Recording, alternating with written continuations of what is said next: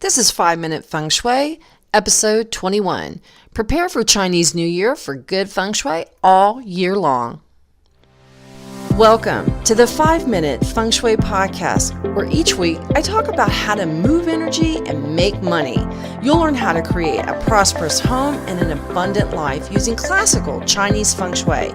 I'm your host, Katie Weber, publisher of the Red Lotus Letter, Feng Shui Easing for Wealth. Each week, I'll cover Feng Shui topics that can help you improve your life, share inspiring stories, and always end with 3 easy-to-implement Feng Shui tips that you can put to work right away, and usually in about 5 minutes. Now let's get started on the 5 minutes that could change your life.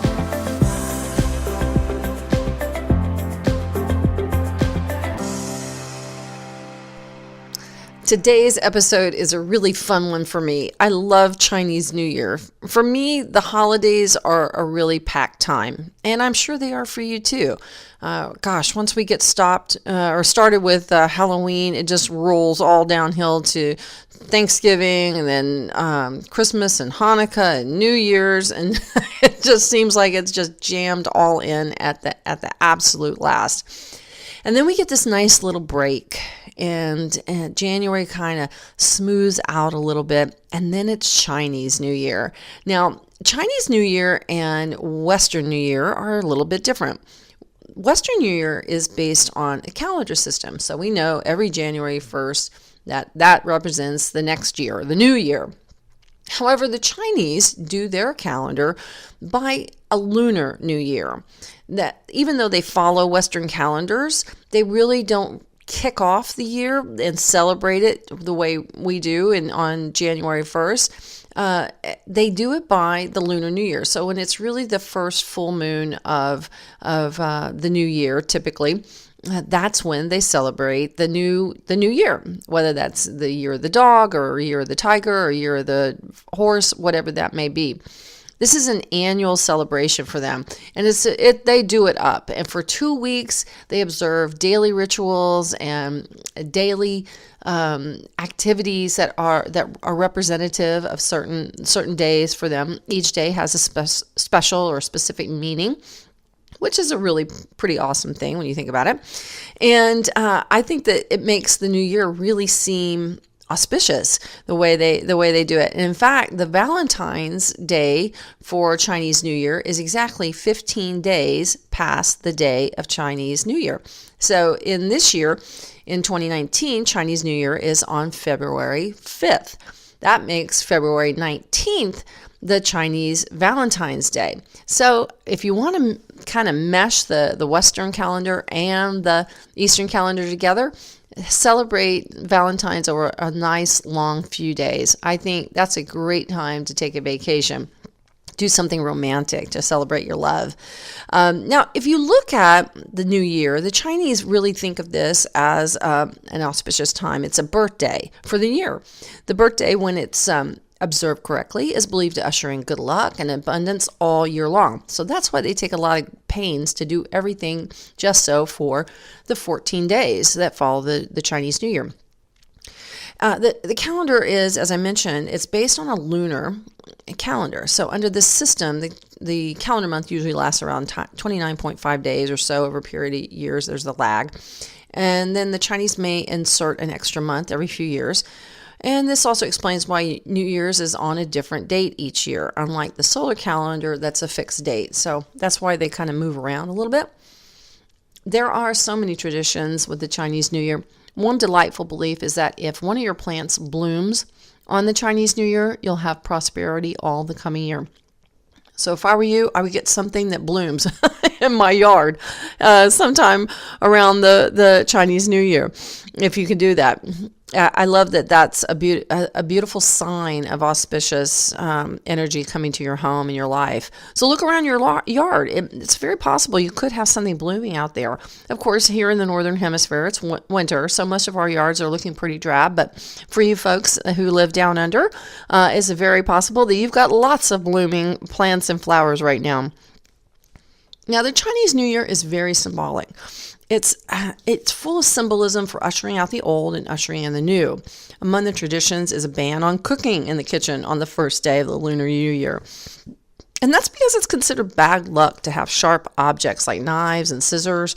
And cooking, which involves cutting things, could possibly cut off the good fortune for the rest of the year.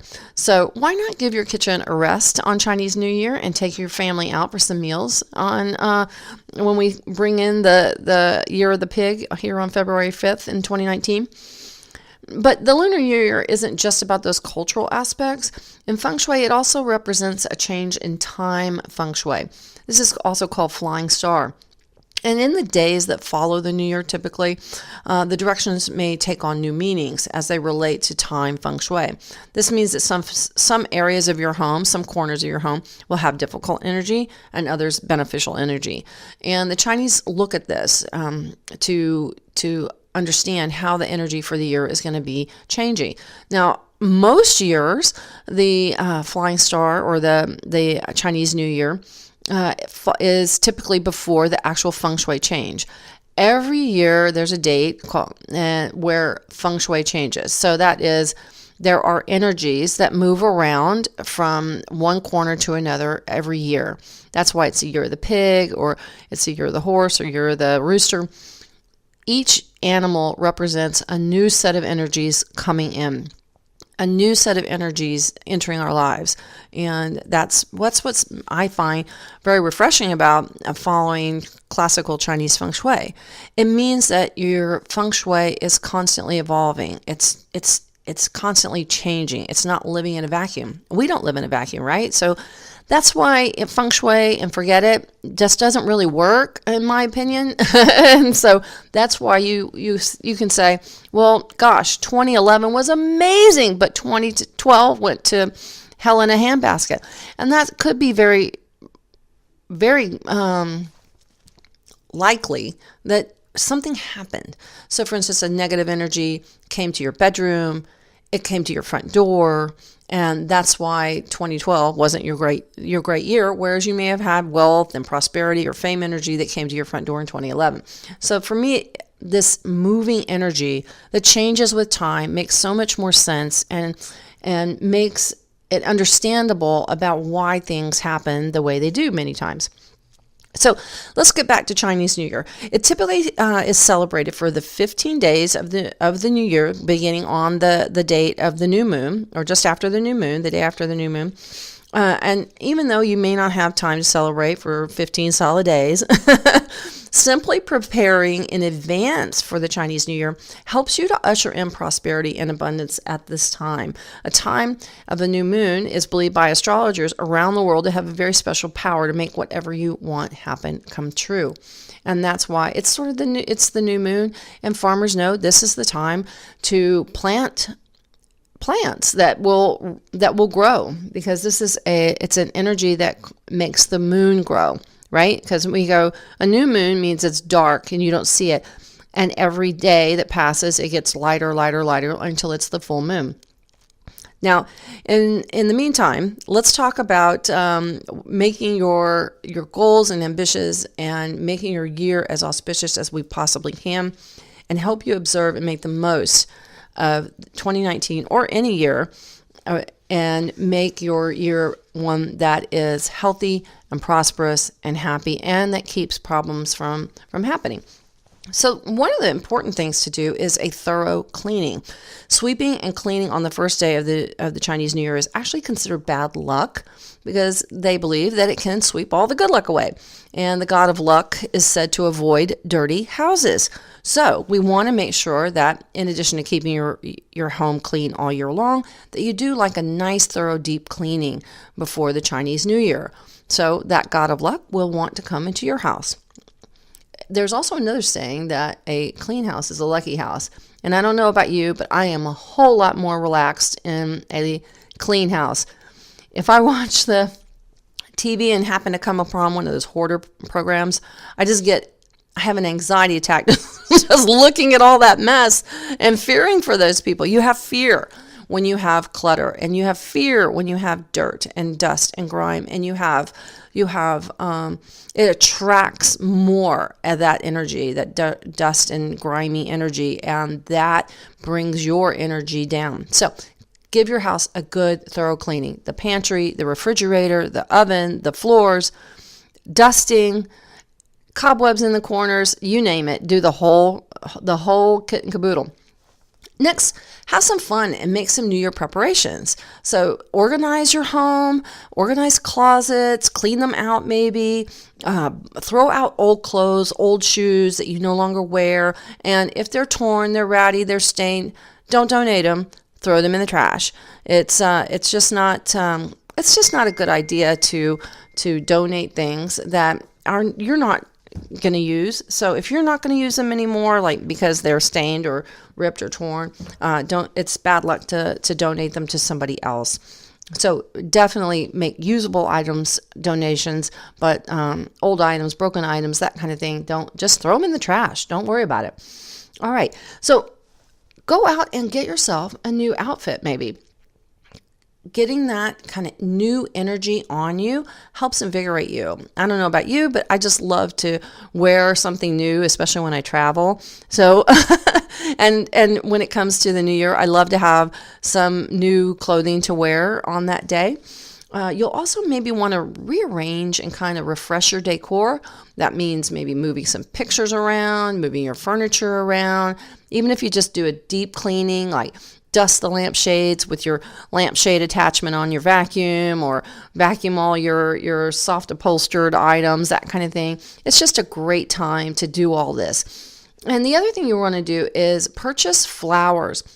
Flowers are a symbol of yang energy, of auspicious energy, especially flowers that are bulb flowers. They represent stored wealth. These are flowers like daffodils, paper whites, or hyacinth. These are all very auspicious, but they're also flowers that you can display as well, like azaleas or pussy willow or lotus or peony.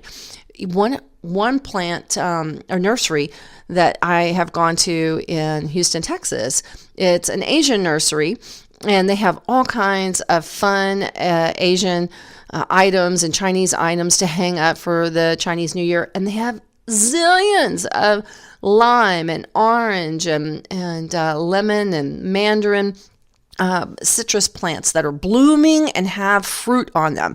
That's a really auspicious thing to give to somebody, to receive, and to put into your home. So look at getting one of those plants, and you can always put orange trees in a pot or lemon trees in a pot, and they'll grow.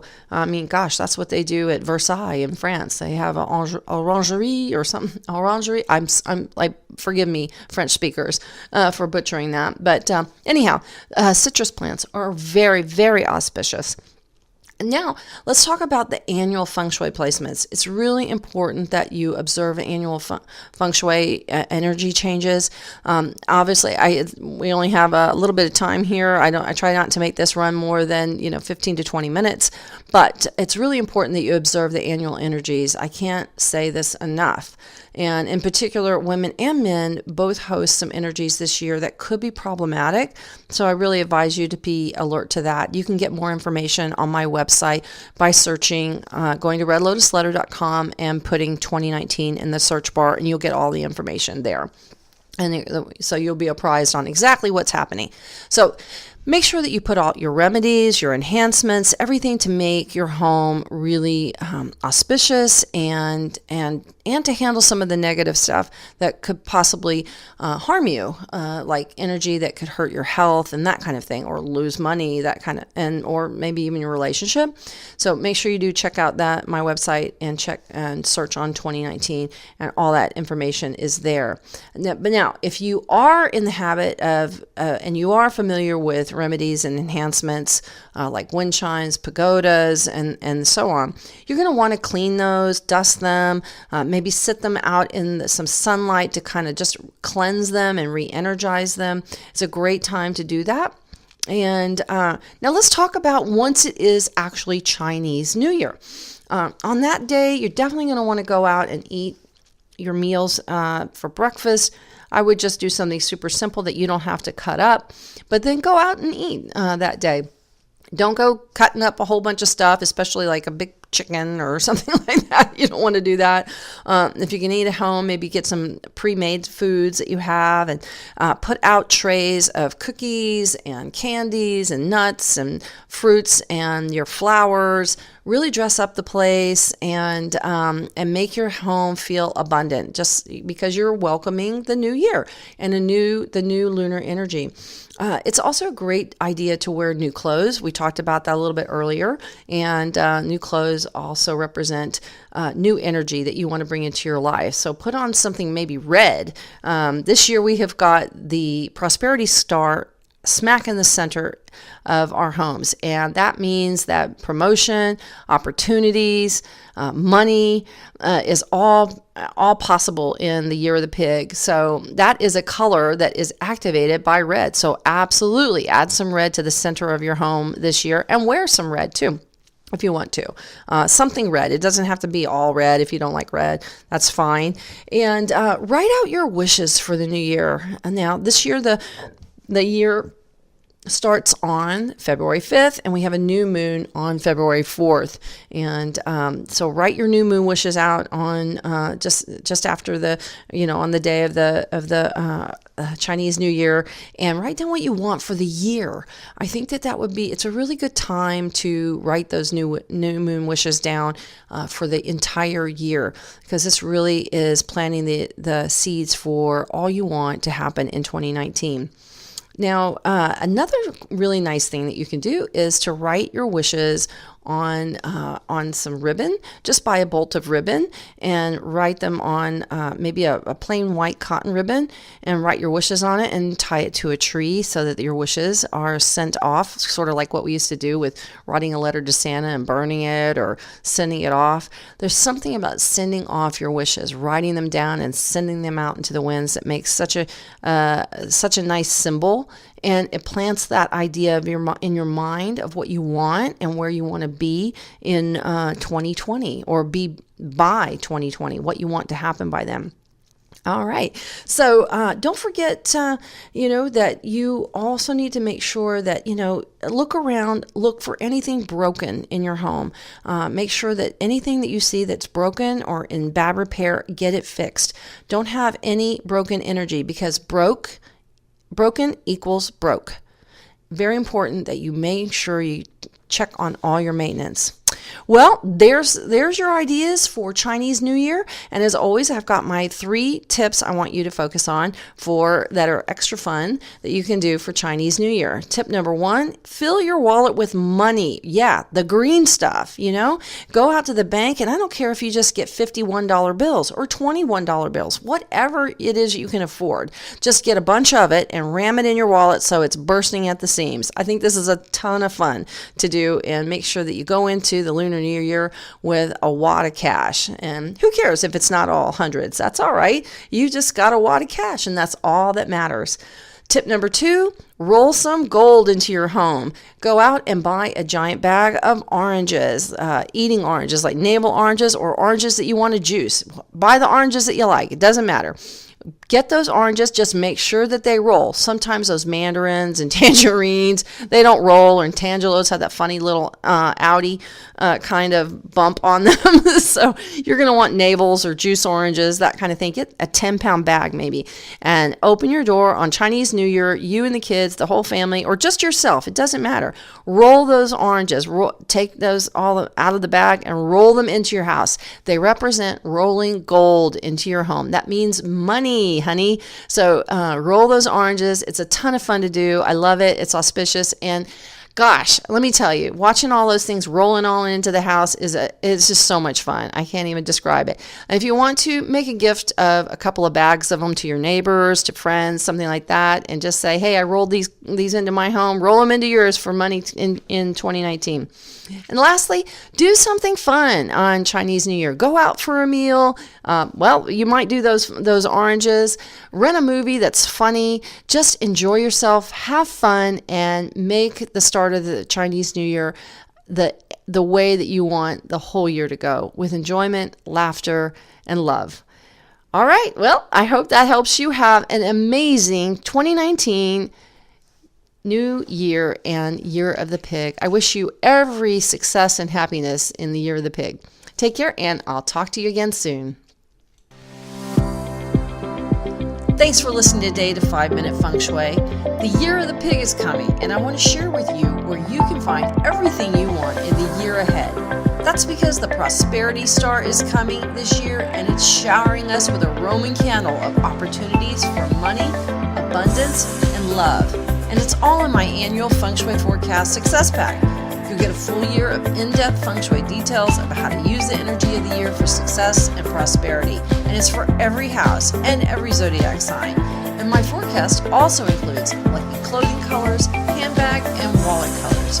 You'll get a full zodiac report for your Chinese zodiac sign and so much more. Be sure to go to redlotusletter.com/annual for all the details on the year of the pig.